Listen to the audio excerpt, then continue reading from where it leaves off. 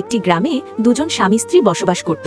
তারা গরিব হওয়ার কারণে গ্রামের লোকজন মিলে দরিদ্র স্বামী ও স্ত্রীকে তার গ্রাম থেকে অপদস্থ করে বের করে দেওয়া হচ্ছে।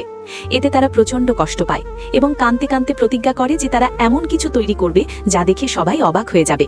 নিজেদের সংকল্প পূরণ করতে দুজনে জঙ্গল থেকে সোনালী কালার বাঁশ এবং তালপাতা সংগ্রহ করে দুজনে মিলে ঘর তৈরির কাজে নেমে পড়ে।